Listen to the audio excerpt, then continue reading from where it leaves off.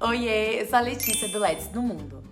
E a convite da rede França Lumini, criei o quadro Meu Caminho pela França, onde eu entrevisto outras pessoas que também estudaram na França e venho aqui compartilhar suas trajetórias para inspirar outras pessoas que também têm esse sonho. Bom, para quem não me conhece, eu morei na França durante 3 anos, entre 2019 e 2022. Eu fui para a França como au pair em agosto de 2019, depois eu fiz um mestrado em Ciências Políticas na Sorbonne, e aí no final desse mestrado, em 2022, eu me mudei para Roma para fazer meu estágio na ONU, que é onde eu trabalho até hoje. No episódio de hoje, nós vamos conversar com a Carol. Ela é formada em Relações Internacionais pela Federal Fluminense e fez seu mestrado na área de Ciências Sociais e Economia na Sorbonne com a Bolsa Eiffel. E ela vem aqui hoje contar um pouco da trajetória dela. Você partir? Bom, estamos aqui hoje com a Carol, maravilhosa. Cá, muito obrigada por ter aceitado esse convite. E eu queria que você contasse um pouquinho de você, uma breve introdução aqui para quem está assistindo a gente. Conta um pouquinho de você pra gente. Ok. Bom, eu era estudante de Relações Internacionais na Federal Fluminense. Eu tinha começado lá em 2015. E, na verdade, eu fui estudar na França meio como uma segunda opção, não era a minha primeira. Para mim era importante eu estudar, ter estudos francófonos, né, na língua francesa. E o meu primeiro interesse era ir para Montreal, no Canadá, por vários motivos, né, principalmente familiares, porque eu tenho um irmão que mora lá. E eu acabei não passando na prova da própria faculdade de línguas. E aí, nessa segunda oportunidade de tentar novamente, eu tentei fazer o DELF B2. E a gente sabe que quando a gente estuda para uma prova de proficiência dessa, a gente tem muito contato com a cultura francesa durante os estudos, né? Então, acabou que me convenceu a tentar para ir para a França nessa segunda oportunidade. E aí eu fui estudar estudos latino-americanos na Sorbonne Nouvelle, mas isso a nível de bacharelado. Quando eu fui tentar de novo, eu voltei pro Brasil, né? Porque eu só tinha a permissão de ficar um ano lá, fazendo um intercâmbio. Eu tinha que acabar minha faculdade no Brasil também. Uhum. Eu tentei de novo ir para lá, porque eu fiquei muito fascinada. Realmente é um lugar que a gente tem muita oportunidade acadêmica. Eu tentei novamente, e aí eu passei para o mesmo instituto, lá na Sorbonne Nouvelle, Instituto de Estudos Latino-Americanos, para fazer um mestrado em Ciências Sociais, Cooperação e Desenvolvimento. Então, foi basicamente isso que eu estudei lá. Legal, legal. E aí, você estava comentando, né, que você fez Relações Internacionais na Federal Fluminense, no Rio. Em que período que você cursou? Foi de 2015 a 2019. Uhum. E eu tentei pela primeira vez o intercâmbio em 2017. Aí deu errado, aí eu fui em 2018 para ficar o ano letivo na França, de 2018 e 2019. Aí completei um ano lá. Entendi. Legal. E como que foi para você escolher o curso e a universidade na França, né? Principalmente nessa coisa do mestrado. Porque você se formou em RI, e aí o seu mestrado foi em qual mesmo? Foi Ciências Sociais, Cooperação e Desenvolvimento da América Latina. É bem longo o nome. Lá eu acho importante falar que para os próximos estudantes terem conhecimento, lá eles colocam os nomes muito longos para mestrados. Movimento local, atores, territórios e coletivos, tipo uma coisa assim. É muito longo. Eu sempre falo, ciências sociais com major em economia, porque também tinha isso, tinha o parkour, economia. E aí, ou seja, era gigante, mas o parkour. Eu falo, ciências sociais com economia, e é isso. Mas foi relacionado, assim, é porque eu quis mudar meu direcionamento de carreira, eu era muito de RI. Foi bem legal fazer um intercâmbio lá, porque justamente o intercâmbio na França me abriu portas para outros caminhos de pesquisa. Porque o RI na UF, né, onde eu fazia, era muito relacionado com estudos de defesa, que é algo que não era do meu interesse, né? E aí, indo para a França, eu tive mais acesso a ciências sociais, a políticas públicas. Era uma outra pegada completamente diferente. E para mim foi muito importante eu ter acesso a essas outras disciplinas, né? E teve uma disciplina que eu acho importante dizer aqui que mudou tudo, que foram políticas de desenvolvimento internacional, que era um grande geralzão de política de desenvolvimento internacional, algo que eu nunca tinha tido contato, nem a expressão tinha sido mencionada, e mudou tudo, assim, na minha carreira. Foi no intercâmbio. Que legal. E aí, só para ressaltar aqui também, você tem alguma nacionalidade europeia ou não? Não, zero. Eu achava que isso poderia me prejudicar, no início. Falei, nossa, eu não tenho, isso vai me prejudicar em tirar a documentação, porque quando a gente chega lá, a gente tem que tirar muita documentação. Achei que ia me prejudicar de várias maneiras, mas acabou que não ter a nacionalidade europeia me facilitou ter acesso à bolsa que eu tive durante os meus estudos. E realmente não me prejudicou. Então, foi tranquilo. Legal. E aí, conta um pouquinho pra gente que você conseguiu a Bolsa Eiffel, né, pro mestrado. E aí, só uma dúvida também. Na época que você, né, nesse 1 ano que você fez de intercâmbio durante a graduação, você também teve bolsa de estudos? Como que foi? Não, durante o meu intercâmbio eu não tive bolsa de estudos. A única coisa como que funciona o intercâmbio, né? Esse intercâmbio não foi para uma agência intermediária, é um intercâmbio que ele é feito de faculdade para faculdade. Então a gente diz que a UF tinha um memorando, né, de entendimento com a Université Sorbonne Nouvelle para elas poderem fazer esse intercâmbio de estudantes entre si. Então, assim como eu fui para lá, teve algum estudante francês de lá que veio para o Brasil. Então, a partir disso, quando você aceita nesse programa de intercâmbio, minha faculdade cobriu meus custos de escolaridade, né? Então, seria a mensalidade, alguma coisa assim, porque são 2 faculdades públicas. Mas mesmo sendo faculdade pública na França, você ainda paga uma taxa de anualidade, né? Então, a minha universidade, a Federal Fluminense, pagou essa taxa de anualidade. Então, isso eu não tive custo. Mas tirando isso, eu não tive bolsa. Então, digamos que eu tive uma bolsa, mas não foi uma bolsa completa, integral. O que eu fiz foi me organizar mesmo antes de viajar. Eu tive bastante tempo para me organizar. A parte boa do intercâmbio foi essa. Tive uns 8 meses para me organizar financeiramente.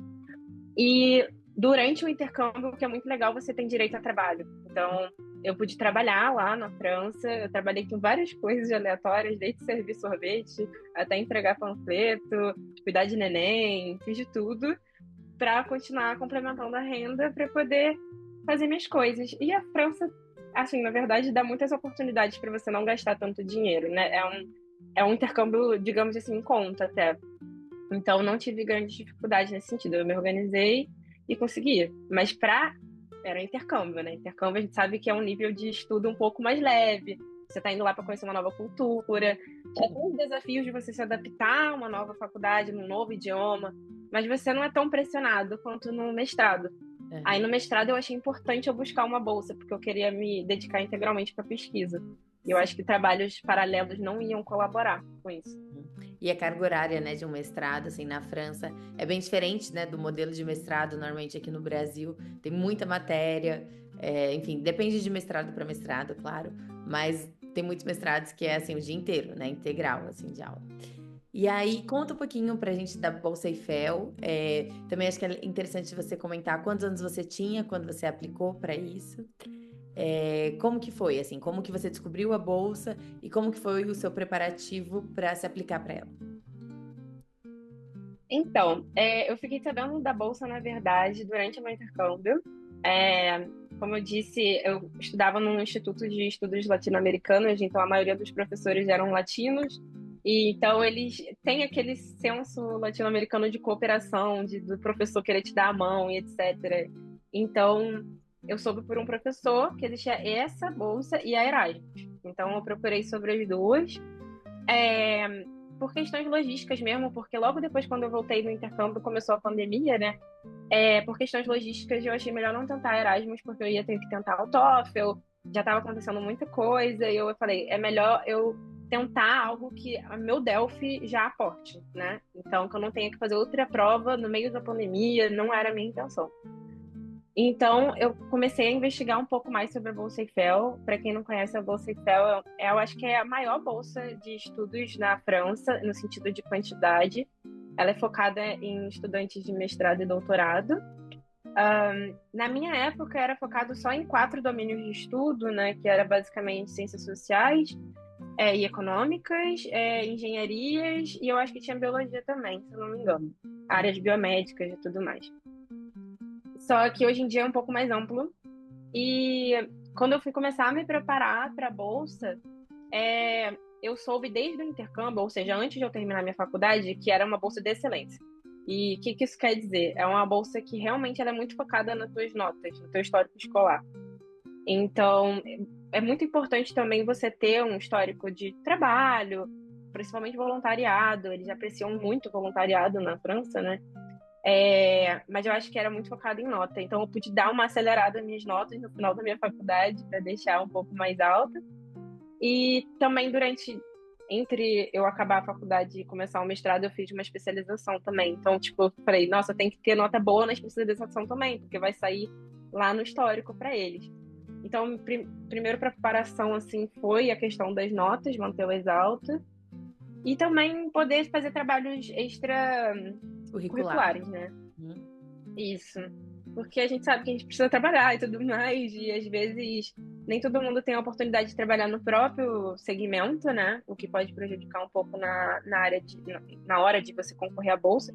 Mas você tendo várias experiências extracurriculares que tenham a ver com a disciplina que você quer seguir, eu acho que facilitou muito também. Então, eu entrei um monte de voluntariado online, que me enriqueceu o currículo. Eu acho que isso ajudou bastante também. Legal. E aí, como que é? Porque a Bolsa Eiffel, ela tem um processo particular, assim, né? Então, você, se eu não me engano, você aplica para a universidade e você manda, né, o seu dossiê, porque isso também é uma dúvida de muita gente que tem vontade de estudar fora. No Brasil, tem muita essa coisa, primeiro que para graduação vestibular, né? E aí, para o mestrado, tem muito isso de, você já conheceu o orientador, ter que aplicar um projeto de pesquisa. E na França tem uma dinâmica diferente, né? Pelo menos a maioria ali dos mestrados. Então, é muito análise curricular, vamos dizer assim, análise de currículo com carta de motivação, com, enfim, carta de recomendação, alguns outros documentos.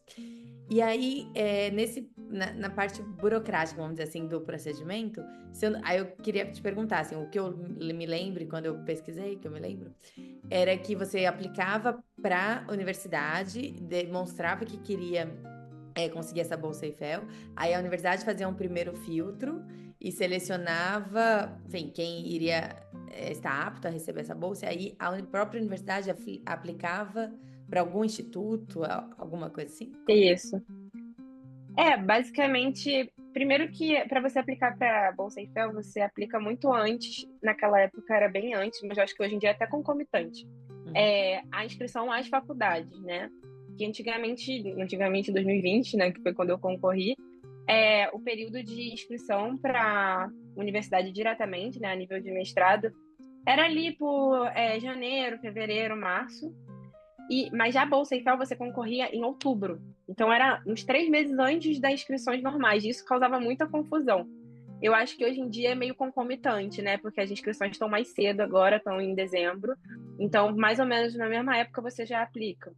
Só que você aplica fora da plataforma, né? Tem uma plataforma. Você sabe o nome da plataforma? Só daquela que você manda o currículo. E tudo. Campus France? Campus France. Enfim.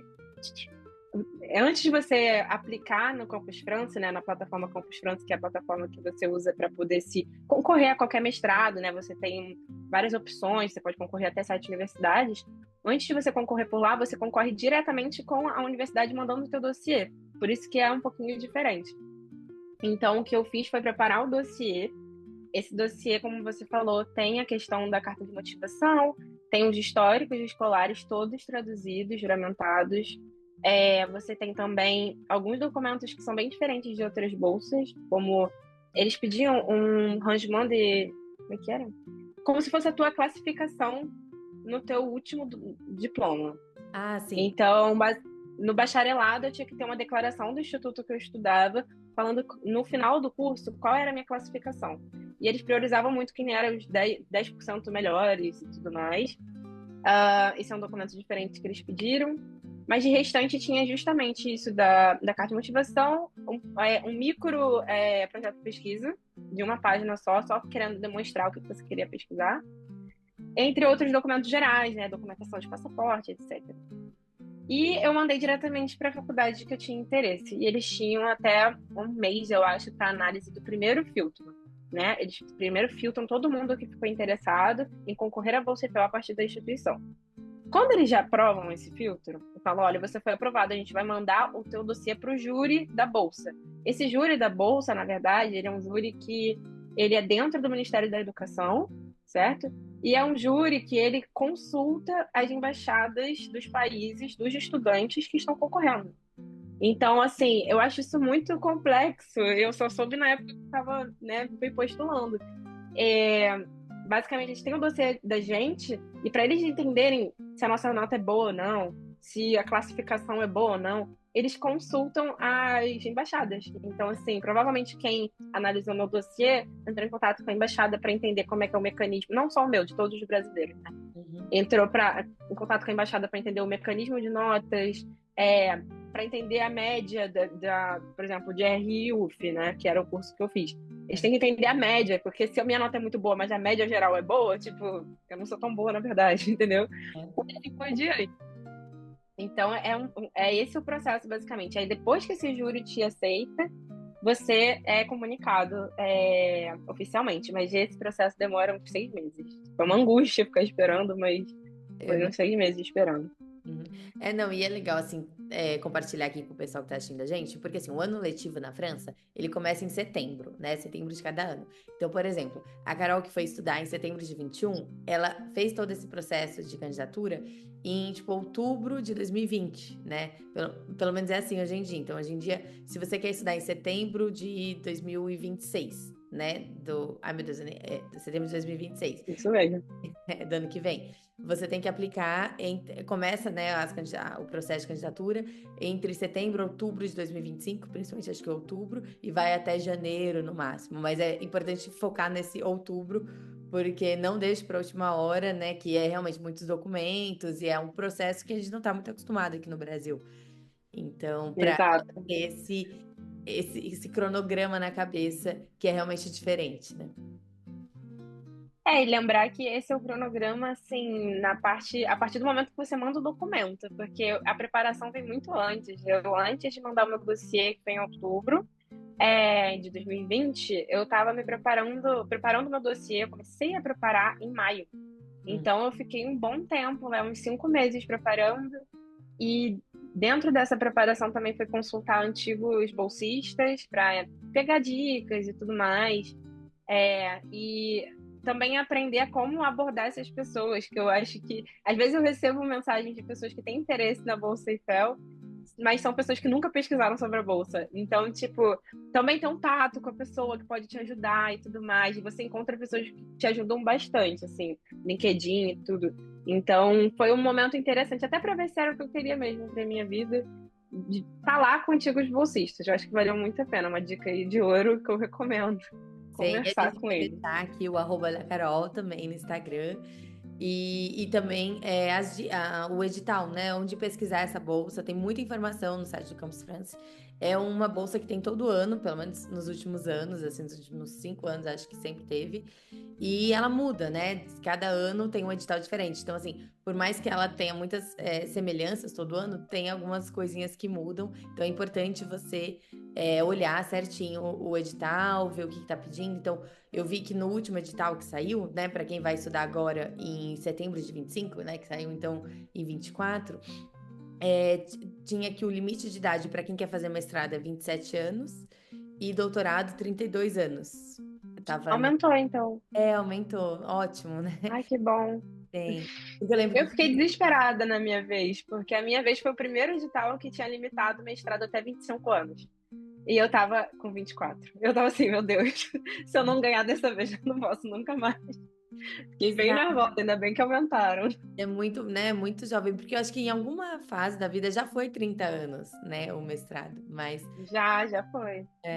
E aí me diminuíram para 25, mas eu sei que ano passado, pelo menos o edital do ano passado, de 2024, tava como 27 anos, né, pro mestrado e 32 também pro doutorado, que também aumentaram um pouco, porque acho que era 30 anos antes. E aí, no último edital, o que a bolsa oferecia era a isenção, né, da faculdade e um recurso mensal de 1.180 euros por mês para mestrado. E aí, doutorado, eu não lembro agora o número, mas era tipo um pouco mais, assim, uns 1.500. Acho que era 1.800, se eu não Isso, me engano. 1.800, exatamente. E aí, queria saber de você, como que foi para você custear, né, assim, qual que era o valor que você recebia na época da bolsa, quais eram os benefícios em geral e se isso era suficiente para custear sua vida na França durante seus estudos? Então, na época, os benefícios era justamente esse valor, de 1.180, sendo que os 180 era decorrente de gastos com saúde e tudo mais, mas acabava que a gente recebia junto com a bolsa. A gente também recebia desconto em tudo que era restaurante universitário, então a gente não pagava o valor que os outros estudantes pagavam, que era de 3,75 €, a gente pagava 1 €. Mas isso aí é um benefício pouco falado, mas a gente descobre lá na hora.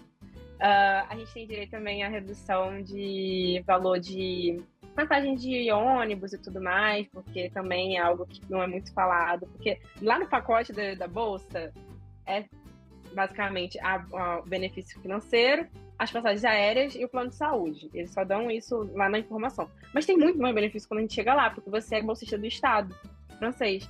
Então, você tem acesso a isso, você tem acesso ao complemento de saúde do Estado, que lá tem a saúde pública, certo? Que custeia até uma certa porcentagem dos seus custos. E tem o complemento de saúde. O complemento de saúde você também tem direito pelo governo. Então, 0 custos, assim, de saúde no geral. E eles também provêm uma vaga em alguma como que diz? Alguma residência universitária. Então, você sendo bolsista, EIFEL, você já tem uma casa garantida. Então, nossa, é muito legal, porque, né, um dos grandes desafios, principalmente em Paris, né, é conseguir um alojamento, uma hospedagem, assim, durante os estudos. Exatamente. Então já tira essa dor de cabeça. Você já vai ser alocado para um lugar para morar, que a tua bolsa pode aportar o valor do aluguel. E aí, sobre isso, né, de acomodação durante a vida de estudante, quais opções que você conheceu, que você descobriu, né, durante esse período? Porque em Paris, né, é super concorrido, enfim, super desafiador conseguir um lugar. Então, pela bolsa EIFEL em si, ela dá várias opções, né? Geralmente são opções próximas da onde você vai estudar.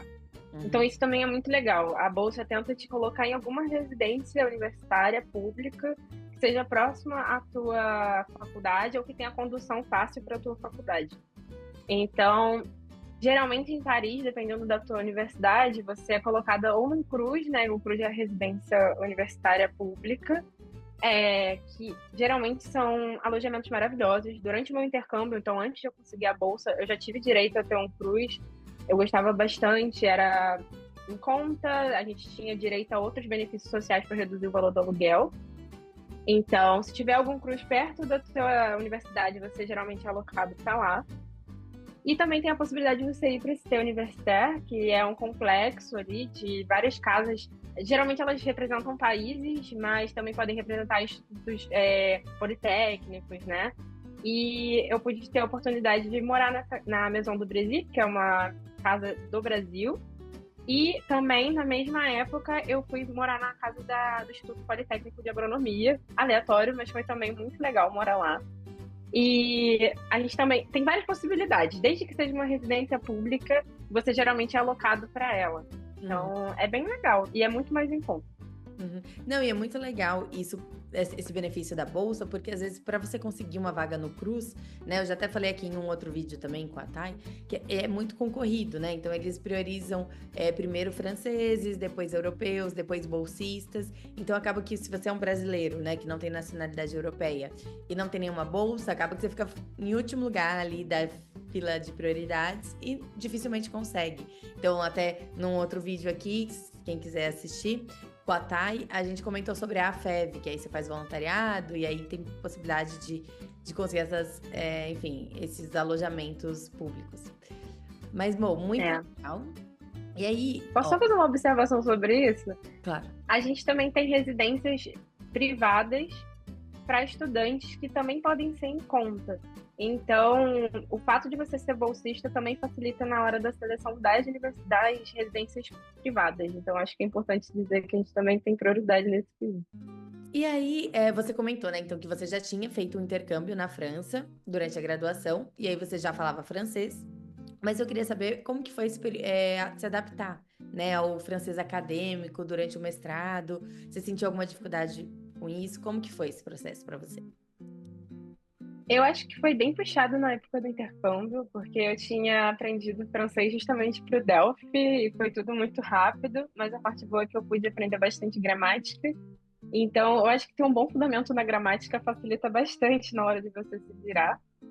E então foi mais complicado no intercâmbio mesmo. Já no mestrado eu já estava um pouco mais familiarizada com o idioma, ainda mais porque no intercâmbio eu tinha trabalhado. E eu acho que é muito legal também deixar para as pessoas a mensagem que você trabalhar, mesmo que seja algumas horas por semana, em francês, já facilita muito a compreensão do idioma e vai te ajudar nos estudos.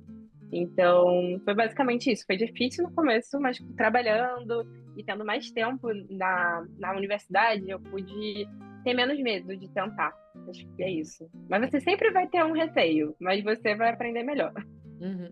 E uma coisa aqui que você falou e eu acabei não ressaltando aqui para quem está assistindo a gente, é que quando você tem um visto de estudante na França, você tem direito de trabalhar aproximadamente 20 horas por semana. Na verdade, esse limite, ele é anual, né? Umas 964, eu acho, horas por ano, que aí se você divide, né, pelas semanas, dá mais ou menos 20 horas por semana. Então, assim, mesmo quem não vai com bolsa de estudos, né, que como foi seu caso da primeira vez, você consegue, dependendo, né, de que trabalhos que você encontrar, tudo, você consegue, com o dinheiro do trabalho, se manter. Mas claro que fica uma carga horária pesada, é igual trabalhar e estudar em qualquer lugar do mundo, né? Trabalhar e estudar no Brasil é super cansativo e na França não é diferente. Exatamente. Mas pelo menos tem esse benefício do idioma. Exato. E você sentiu muita diferença entre o ensino superior no Brasil e na França, né? No Brasil você fez a graduação, na França o mestrado. Claro que vai ter diferenças, né? Por simplesmente ser graduação e mestrado. Mas, enfim, queria que você compartilhasse um pouquinho com a gente quais diferenças você sentiu. Olha, eu acho que a primeira diferença é você ter acesso a colegas de outras culturas, primeiro de tudo. Não vou julgar agora o nível educacional, mas o de ambiente, né? Porque mesmo em federal no Brasil você tem acesso a alguns colegas de fora, né? Dependendo da tua faculdade, eu tinha colegas de cabo-verdianos, do Timor-Leste, e tudo mais na minha sala. Mas lá é muito mais, tipo, a tua turma é totalmente variada. Uhum. Exato. Então você acaba tendo acesso a debates que você não teria no Brasil, na tua turma 100% BR. Então, no intercâmbio a gente teve uma aula magistral, geralmente são as aulas que tem mais de 100 alunos assistindo, que era uma aula de política internacional, falando sobre a guerra na Síria, que na época estava rolando. E eu tinha um colega nosso lá na sala que era refugiado sírio. Então ele pôde dar uma visão totalmente diferente daquele fenômeno que a gente estava analisando ali cruamente de maneira acadêmica, né? A gente pôde ter uma pessoa que testemunhou e Na pôde prática. agregar muito no debate. Isso. Então, esse primeiro ponto, você tem pessoas de lugares que você está pesquisando o lugar. Então, eu acho que isso agrega bastante. E eu acho que também outra diferença que eu vi bastante foi a questão de como eles lidam com a academia, né? Acho que no Brasil a gente tem muito essa pressão dentro da academia de publicar artigo, de fazer eventos acadêmicos o tempo todo, tipo, o Lattes é o centro da tua vida depois de estar na faculdade. E lá eu imagino que eles têm e eu vi, né, que eles têm um comportamento muito mais suave. Eu acho que eles dão muita abertura para você se encaminhar mais para o lado profissional do que para o lado acadêmico, mesmo no mesmo programa, né? Porque tem os parkour, né? Parkour recherche, é o negócio. Tem dois parkour, né? Tem o parkour recherche, tem o parkour profissional, né? Mas também tem, se você estiver no profissional, dá para fazer alguma coisa de academia. Inversamente também, quando você estiver em pesquisa, você pode pegar umas disciplinas mais profissionalizantes, né? E a gente tem mais liberdade de fazer o nosso próprio currículo também, nossa própria grade curricular.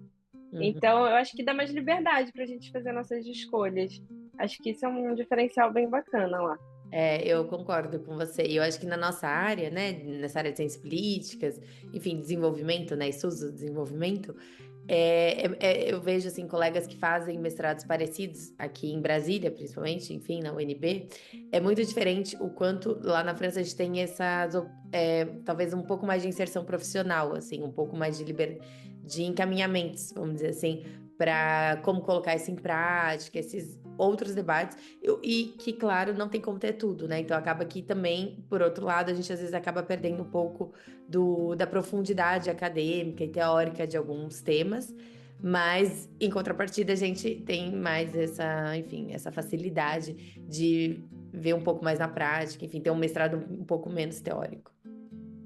Exatamente. Eu acho que isso facilita bastante. Eu mesma fiz o parcours recherche, né, de pesquisa, e eu fiz 2 estágios durante o meu mestrado. Então, assim, eu acho que isso me deu muita liberdade de tanto me focar numa tese mais fundamentada, mais, assim, profundamente de pesquisa, mas, ao mesmo tempo, não sair do mercado de trabalho totalmente. Eu acho que isso facilitou muito a minha vida e trilhou o caminho para os próximos passos depois da finalização do mestrado.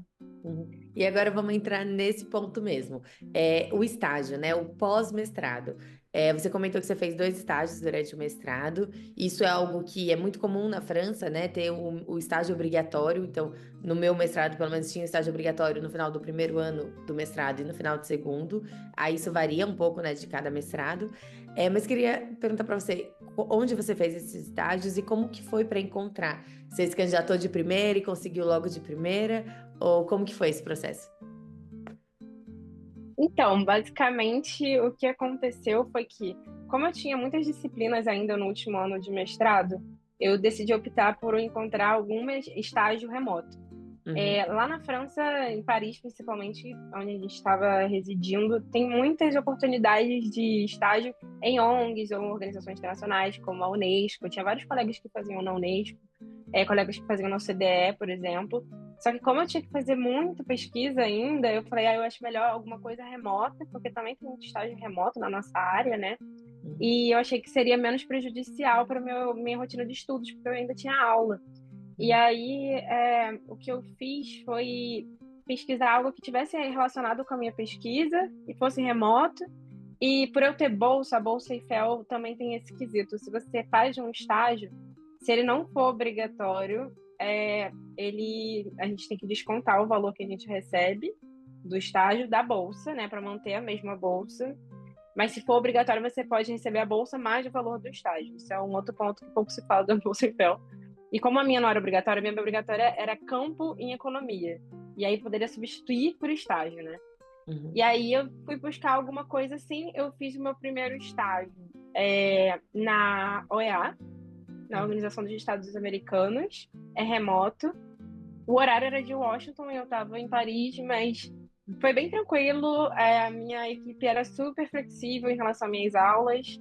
Eu só tinha que trabalhar as horas compromissadas ali, que eram 4 horas por dia.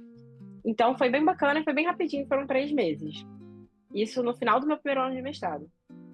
E já o segundo estágio que eu fiz foi no ICMPD, que é International Center for Migration Policy Development, nome, que é um centro de desenvolvimento de políticas migratórias.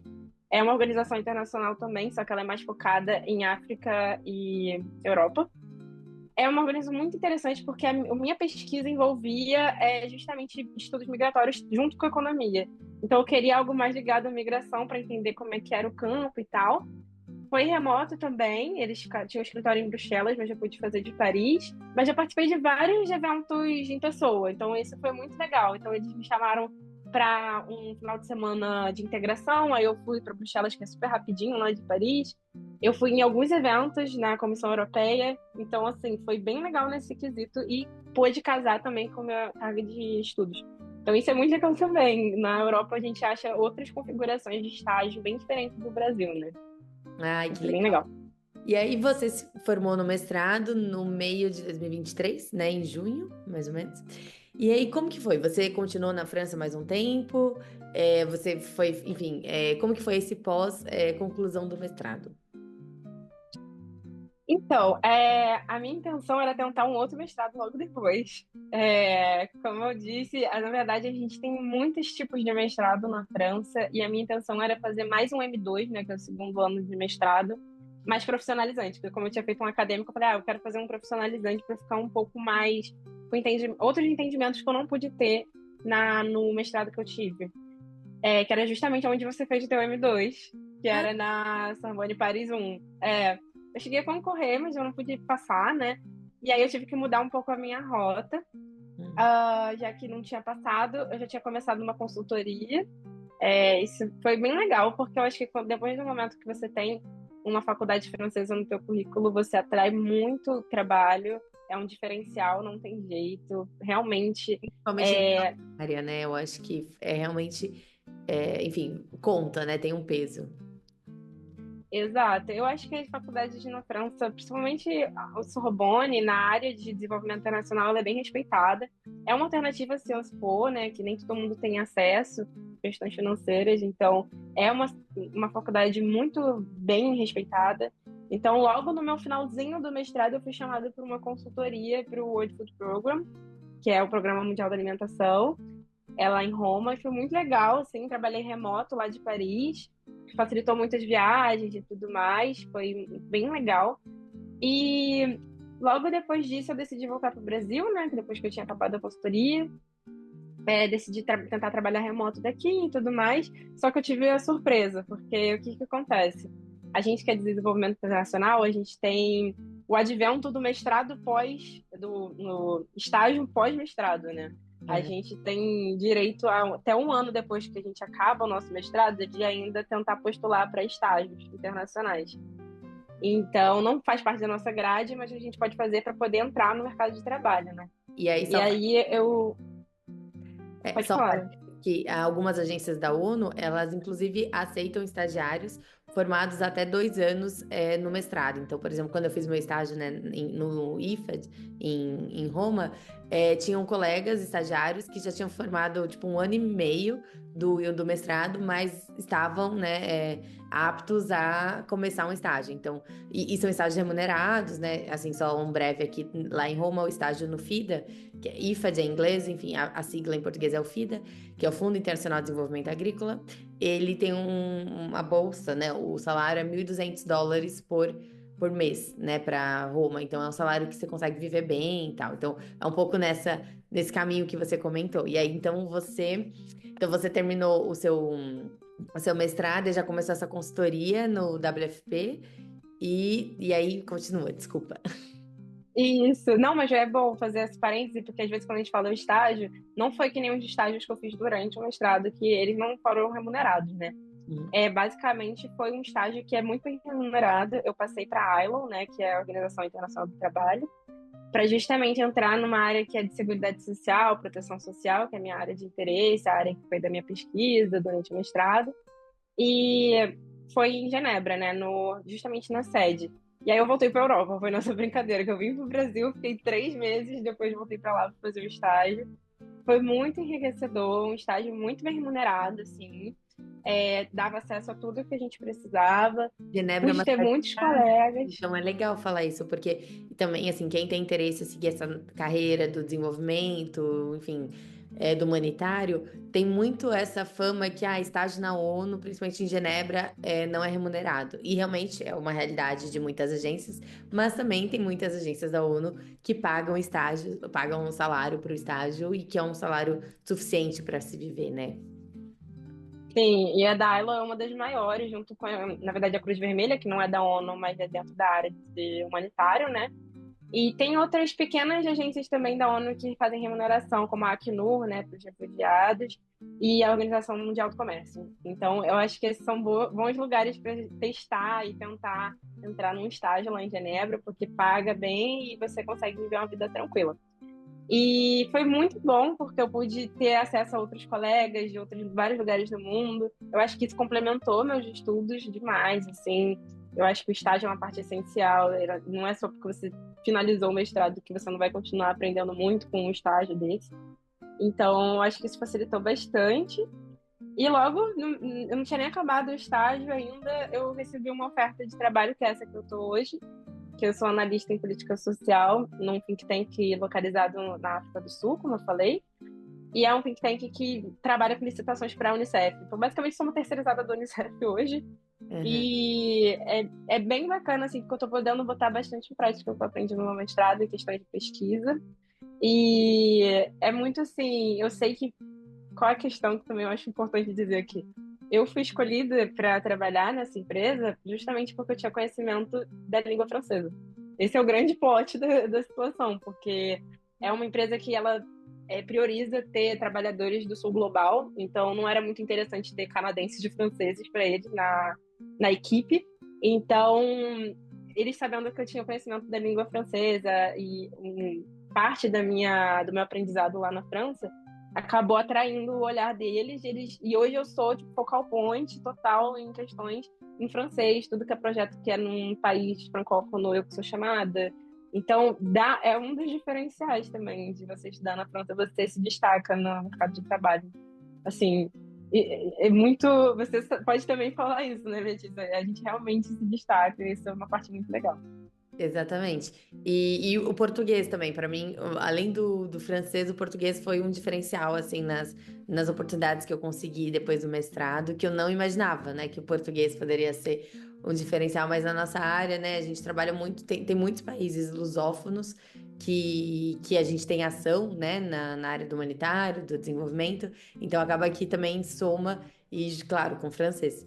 E aí, uma coisa que eu acho muito legal desse quadro de entrevistar pessoas é porque cada pessoa tem uma experiência. Então, às vezes, eu compartilho a minha, que, por exemplo, para mim foi super, vamos dizer assim, desafiador entrar no mercado depois de formado. Então, eu lembro que eu me candidatei, juro, por eu comento aqui, umas 74 vagas para conseguir, na época, sei lá, umas 5 entrevistas e passar em 2, 3 vagas. Eu, literalmente, assim, eu tenho um Excel e aí eu listava sempre que porque às vezes a gente se candidata para tanta coisa que se alguém te liga, você não sabe nem para onde você se candidatou.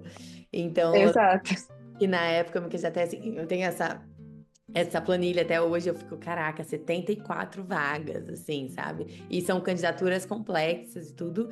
E tem essa experiência, mas também tem pessoas que, né, através de networking ou através de oportunidades que aparecem no caminho, que conseguem receber ofertas. Então, é legal as pessoas que estão assistindo saberem que tem muitas opções, né? Então, isso é bacana. E aí, eu que... É. Pode falar. Não, é só para finalizar, eu acho que também é muito interessante essa ter em mente que a vida não é linear, sabe? Eu acho que tem muita gente que tem uma certa resistência de começar o mestrado depois de uma certa idade, ou uma pessoa que tem um receio de justamente fazer isso que a gente fez, né? Tanto eu quanto você, a gente tinha uma carreira antes de tentar o mestrado, a gente foi, colocou a cara, a gente teve que ir para um estágio depois do mestrado, sabe? Mesmo depois de a gente pode pensar em várias coisas, já tenho experiência, eu tenho isso, mas a vida não é linear. Às vezes a gente vai e volta, mas a gente vai chegar num ponto que faz sentido pra gente, né?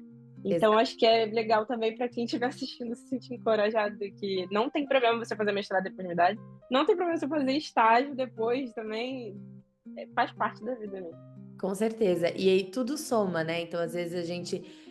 Eu acho que no Brasil e também, enfim, algumas heranças dos nossos pais tem uma receita de bolo, assim, um apego a uma questão de status também, então, profissional, né? Sei lá, como se o mestrado às vezes fosse uma interrupção na carreira e não necessariamente, como a gente comentou aqui, que principalmente na França.